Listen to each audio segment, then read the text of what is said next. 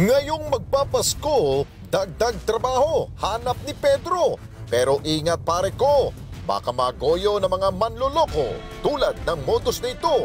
Agad ipinasara ng Kilos Pronto. Usapang modus mga boss. Natatandaan niyo ho ba, pinalabas ho namin ang 7 ng Nobyembre, modus ho, doon ho sa nag-aalok ng trabaho, kapalit daw ho, ipagbili ng dental card. Pero doon ho, marami ho, mga libong pisong presyong dental card, magagamit daw sa loob ng 1 taon. Ang siste! Alam niyo naman kasi pag talagang bogus modus pa, wala hong trabaho, peke lang palat yung card na nabili. Kaya ipinasara ho ng BPLO, kasama ho ang Kilos Pronto, panoorin.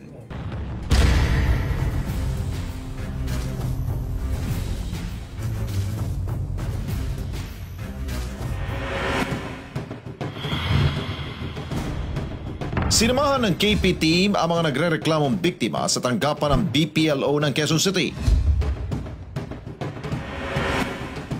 Agad binisita ng mga inspektor ng BPLO ng QC ang tanggapan ng Assure Health Card Marketing and Consultant. Kasama ang KP team, nabuko ang kanilang modus. Pagpasok pa lamang ng pamunuan ng BPLO, kitang-kita na ang tambak na empleyado. Mga biktimang magbabayad pa raw sana ng 1,000.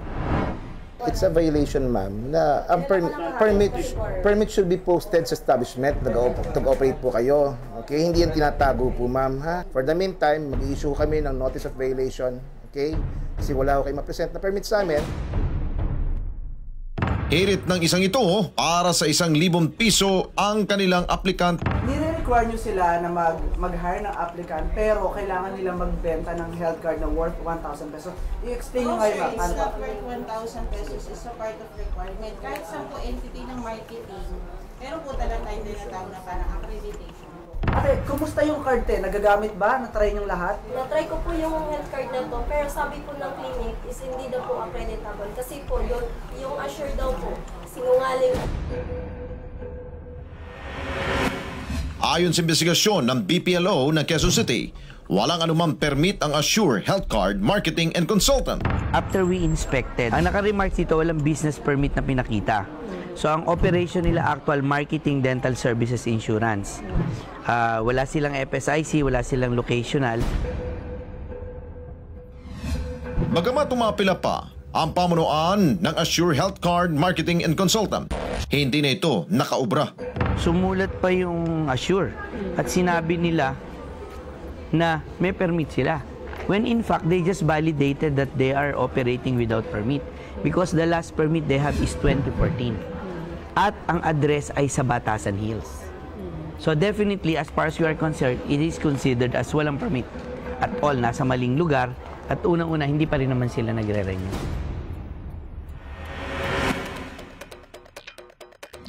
Ilang araw lang ang nakalipas, agad ipinalabas ng BPLO ang closure order para sa naturang kumpanya.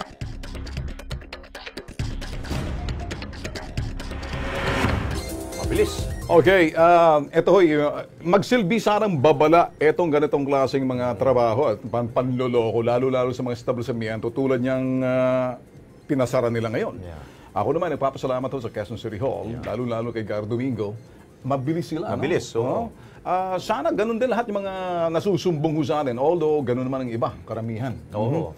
Pero Ben, para sa akin, hindi lang ho hahantong laman sa pagsara dito sa tanggapan na yan. Pero request na natin sa BPLO ng QC, kasuhan nyo!